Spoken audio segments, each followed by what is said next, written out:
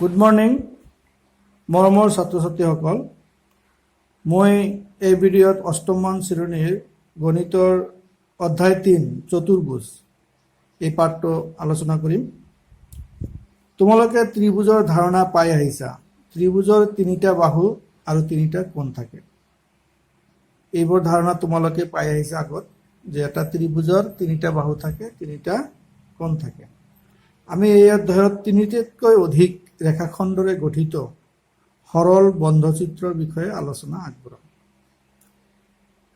ইয়াত কিছুমান চিত্ৰ আছে, এইবোৰ গোটেইবিলাক বন্ধচিত্ৰ। এই চিত্ৰটো চোৱা, ইয়াত এটা দুটা তিনিটা চাৰিটা পাঁচটা বাহু আছে।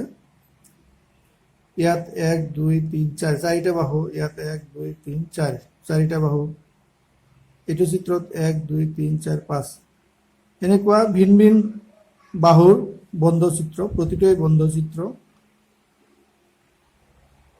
আমি এই চিত্ৰবিলাকৰ ভিন ভিন নাম আছে, আমি এইবোৰ পঢ়িম। এই প্ৰতিটো চিত্ৰই এটা সমতলত আছে। ইয়াৰ কিছুমানৰ বাহু 4টাতকৈ বেছি আছে, 5টাতকৈ বেছি আছে। এইটো চিত্ৰ চোৱা, ইয়াত বহুত বাহু আছে, 1 2 3 4 5 6 7 8 9 10 12টামান বাহু আছে। তেনেহ'লে এই প্ৰতিটোই বন্ধচিত্ৰ, যিহেতু খোলা নাই, বন্ধ আছে আৰু সমতলত আছে। তেনেহ'লে এইবোৰৰ বিষয়ে আমি ভালকৈ জানিবৰ চেষ্টা কৰিম। চোৱা, চিত্ৰবোৰৰ পৰা আমি কি মন কৰিলোঁ? চিত্ৰবোৰ কি আছিল? সমতলীয়, এটা সমতলত আছিল। চিত্ৰবোৰ ৰেখাখণ্ডৰে গঠিত আৰু ৰেখাৰ সংখ্যা সসীম। চিত্ৰবোৰ কিহেৰে গঠিত? ৰেখাখণ্ডৰে গঠিত আৰু সীমিত সংখ্যক ৰেখাখণ্ড আছিল, সসীম। চিত্ৰবোৰ সৰল আৰু বন্ধ। প্ৰতিটো চিত্ৰই কি আছিল? বন্ধ, খোলা নাছিল। এনেদৰে সসীম সংখ্যক ৰেখাখণ্ডৰে গঠিত এটা সৰল বন্ধ সমতলীয় চিত্ৰক বহুভুজ বোলা হয়। বহুভুজ কাক বোলে? সসীম সংখ্যক ৰেখাখণ্ডৰে গঠিত এটা সৰল বন্ধ সমতলীয় চিত্ৰক বহুভুজ বোলা হয়। ইয়াত কিছুমান চিত্ৰ আছে, এইবোৰ মন কৰা। এই চিত্ৰটো ত্ৰিভুজ আছে, আকৌ কিন্তু বৰাই দিয়া আছে। এইটো সৰল চিত্ৰ নহয়। আকৌ এইটো চিত্ৰ চোৱা, এইটো কিন্তু বন্ধ চিত্ৰ নহয়, এইটোও বন্ধ চিত্ৰ নহয়। তেনেহ'লে এইবোৰ বহুভুজ নহয়। তেনেহ'লে বহুভুজ হ'বলৈ কি লাগিব? এটা সৰল বন্ধ চিত্ৰ হ'ব লাগিব। এতিয়া বহুভুজৰ বিভিন্ন নাম আছে, নামবোৰ চোৱা। এটা বহুভুজৰ যদি তিনিটা বাহু থাকে আৰু তিনিটা কোণ থাকে, তেতিয়া তাক কোৱা হ'ব ত্ৰিভুজ। এইটো চোৱা, এটা দুটা তিনিটা বাহু তিনিটা কোণ, তেনেহ'লে ইয়াক কোৱা হ'ব ত্ৰিভুজ। বাহুৰ সংখ্যা, শীৰ্ষবিন্দুৰ সংখ্যা। বাহু তিনিটা, শীৰ্ষবিন্দু তিনিটা। ইয়াৰ এইটো শীৰ্ষবিন্দু, ইয়াক কোৱা হ'ব ত্ৰিভুজ। যদি 4টা বাহু থাকে, বাহুৰ সংখ্যা 4টা, শীৰ্ষবিন্দুৰ সংখ্যাও 4টা, তেতিয়া তাক কোৱা হ'ব চতুৰ্ভুজ। এইটো এটা চতুৰ্ভুজ। এটা দুটা তিনিটা চাৰিটা বাহু আছে, 4টা শীৰ্ষবিন্দু আছে, ইয়াক কোৱা হ'ব চতুৰ্ভুজ। এইটো চোৱা, পঞ্চভুজ। 5টা বাহু, 5টা শীৰ্ষবিন্দু। এটা দুটা তিনিটা চাৰিটা পাঁচটা শীৰ্ষবিন্দু, 5টা বাহু, 1 2 3 4 5। তেনেহ'লে 5টা বাহু 5টা শীৰ্ষবিন্দু থাকিলে তাক কি ক'ব? পঞ্চভুজ। তেনেদৰে 6টা বাহু 6টা শীৰ্ষবিন্দু থাকিলে ষড়ভুজ।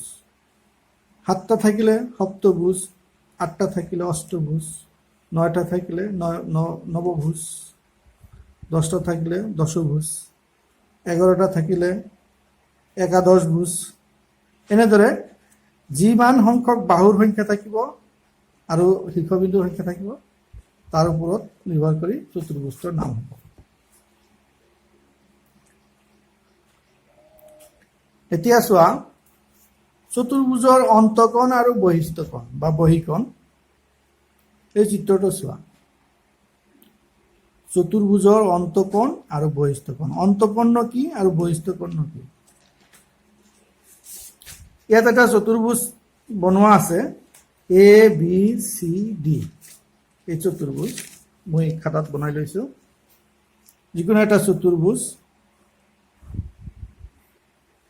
এ বি চি ডি এই চতুৰ্ভুজৰ এই প্ৰতিটো ভিতৰত থকা কোণবিলাকক কি কোৱা হ'ব অন্তকোণ এতিয়া ইয়াক কোনো এটা বাহুক যদি বঢ়াই দিওঁ তেনেহ'লে বাহিৰত আন এটা কোণৰ সৃষ্টি হ'ব এইটো হ'ব বহিকোণ বা বহিস্থ কোণ বা এইটো বাহুক যদি বঢ়াই দিওঁ এইপিনে এটা কোণৰ সৃষ্টি হ'ব ইয়াক কোৱা হ'ব বহিকোণ তেনেদৰে ইয়াকো যদি বঢ়াই দিওঁ ইয়াত কোণৰ সৃষ্টি হ'ব ইয়াক কোৱা হ'ব বহিস্থ কোণ এনেদৰে প্ৰতিটো বাহুকে যদি বঢ়াই দিওঁ এইবোৰ কি হ'ব বহিকোণ বা বহিস্থ কোণ ভিতৰত থকা কোণবিলাকক কি কোৱা হ'ব অন্তকোণ আৰু বাহিৰত সৃষ্টি হোৱা কোণবিলাক হ'ব বহিস্থ কোণ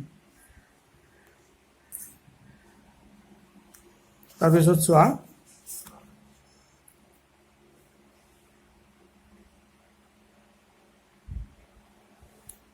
বহুভুজৰ কৰ্ণ বহুভুজৰ কৰ্ণ কি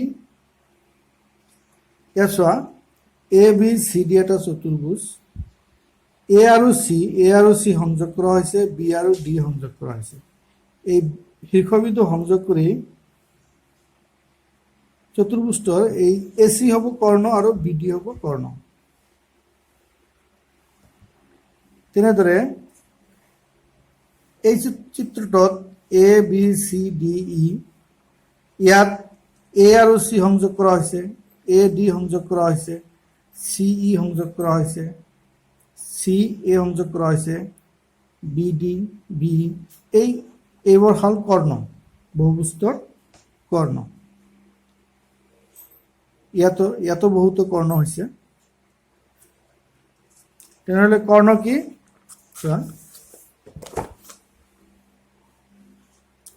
যে বহুভুজৰ কৰ্ণ হ'ল বহুভুজৰ সন্নিহিত নোহোৱা দুটা শীৰ্ষবিন্দু সংযোগ কৰি পোৱা ৰেখাখণ্ডবোৰ বহুভুজৰ কৰ্ণ বহুভুজৰ সন্নিহিত নোহোৱা দুটা শীৰ্ষবিন্দু সংযোগ কৰি পোৱা ৰেখাখণ্ডবোৰ বহুভুজৰ কৰ্ণ চোৱা সন্নিহিত ন কি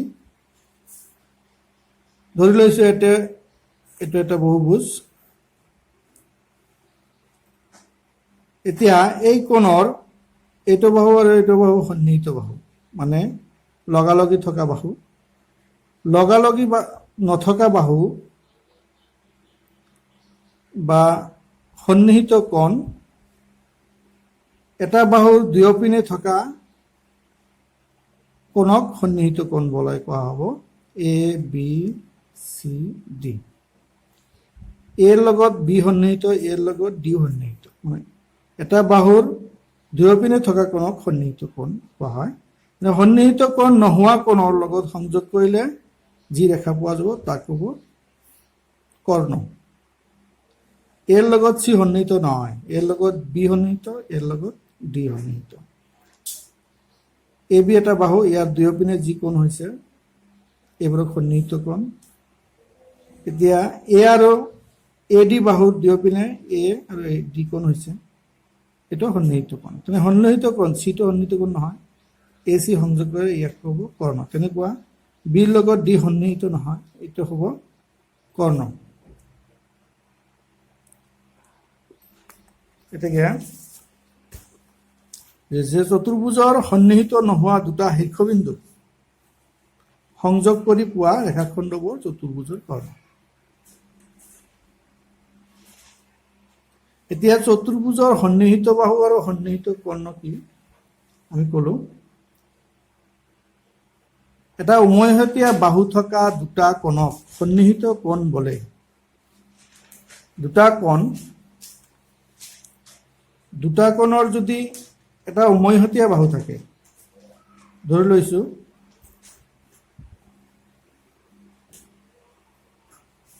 এইটো কোণ আৰু এইটো কোণ এই কোণ দুটাৰ উমৈহতীয়া বাহু হ'ল এইটো যদি দুটা কোণৰ উমৈহতীয়া বাহু থাকে দুটা কোণক সন্নিহিত কোণ বোলে তেতিয়া যদি সিহঁতৰ উমৈহতীয়া বাহু থাকে তেনেহ'লে এই কোণ আৰু এই কোণক সন্নিহিত কোণ বুলি কোৱা হ'ব, কাৰণ ইহঁতৰ উমৈহতীয়া বাহু এইটো।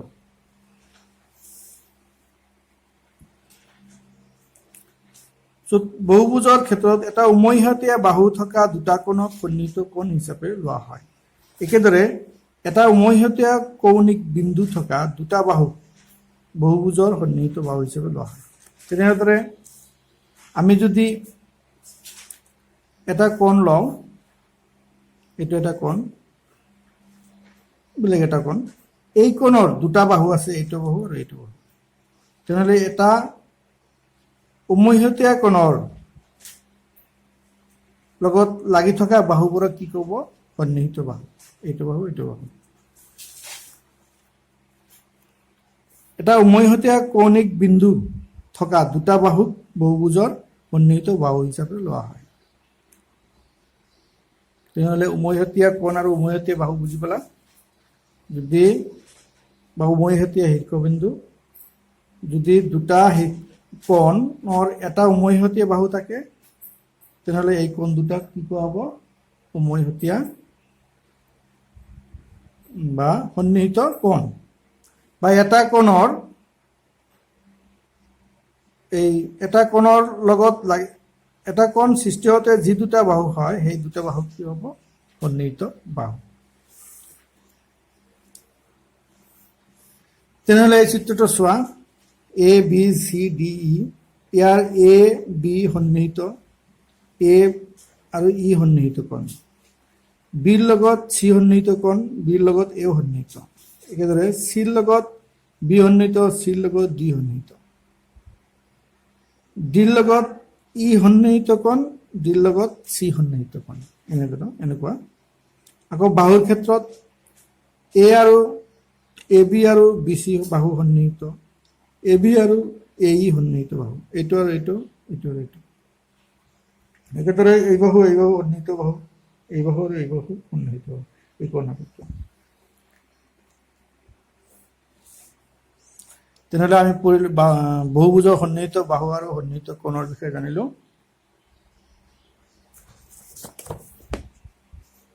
এতিয়া আমি জানিম উত্তল বহুভুজ আৰু অৱতল বহুভুজ। ইয়াত চিত্ৰবোৰ চোৱা, এইটো চতুৰ্ভুজ, এয়াও চতুৰ্ভুজ, পঞ্চভুজ। এইবোৰ চিত্ৰ আৰু এইবোৰ চিত্ৰ অলপ বেলেগ আছে। ইয়াত চোৱা, উত্তল বহুভুজ কাক কয়? অন্তঃকোণৰ মান 180 ডিগ্ৰীতকৈ কম কৰ্ণ বহুভুজৰ ভিতৰ ফালে থাকিব। এই প্ৰতিটো চিত্ৰ চোৱা, প্ৰতিটো অন্তঃকোণৰ মান 180 ডিগ্ৰীতকৈ কম হ'ব। এইটো কি হ'ব? 180 ডিগ্ৰীতকৈ কম হ'ব। এইটো চোৱা, এইটো 180 ডিগ্ৰীতকৈ কম হ'ব, এইটো 180 ডিগ্ৰীতকৈ কম হ'ব। এই কোণবিলাকো 180 ডিগ্ৰীতকৈ কম হ'ব। এই প্ৰতিটো চিত্ৰৰ মানে অন্তঃকোণৰ মান 180 ডিগ্ৰীতকৈ কম হ'ব। আৰু কৰ্ণবিলাক ভিতৰ ফালে, এইটো টানি দিলে কি হ'ব? এইবিলাক কৰ্ণ, এনেকুৱা। এইটো এটা প্ৰতিটো কোণৰ মাপ 180 ডিগ্ৰীতকৈ কম হ'ব। এইবিলাক ভিতৰ ফালে, কৰ্ণবিলাক কি? ভিতৰ ফালে, এইবিলাক কৰ্ণবিলাক ভিতৰত থাকিব। যদি অন্তঃকোণৰ মান 180 ডিগ্ৰীতকৈ কম কৰ্ণ বহুভুজৰ ভিতৰ ফালে থাকিব, তেতিয়া সেইবোৰক উত্তল বহুভুজ বুলি কোৱা হ'ব। আৰু এইবোৰ চিত্ৰ চোৱা, এইবোৰ চিত্ৰৰ এই কোণটোৰ মাপ 180 ডিগ্ৰীতকৈ বেছি আছে। চোৱা, এইটো এটা চিত্ৰ লৈছো, অন্তঃকোণৰ মাপ এই কোণটো 180 ডিগ্ৰীতকৈ বেছি আছে। বা এনেকুৱা, এই অন্তঃকোণৰ মাপ 180 ডিগ্ৰীতকৈ বেছি আছে। কৰ্ণ টানিলে এইটো এটা কৰ্ণ হ'ব, এইটো বাহিৰত হ'ব, ইয়াত টানিলে এইটো বাহিৰত হ'ব। তেনেহ'লে কমৈ এটা অন্তঃকোণৰ মান 180 ডিগ্ৰীতকৈ বেছি হ'ব, কমৈ এডাল কৰ্ণ বাহিৰ ফালে থাকিব। তাক কি ক'ব? অৱতল বহুভুজ। অৱতল বহুভুজ। যদি অন্তঃকোণৰ মাপ, যি বহুভুজৰ কমৈ এটা কোণৰ মাপ 180 ডিগ্ৰীতকৈ বেছি আৰু কমৈ এডাল কৰ্ণ বাহিৰ ফালে থাকিব, তেতিয়া তাক কি ক'ব? অবতল বহুভুজ এইবোৰ হ'ল অবতল বহুভুজ তেনেহ'লে আমি উত্তল বহুভুজ আৰু অবতল বহুভুজৰ বিষয়ে জানিলো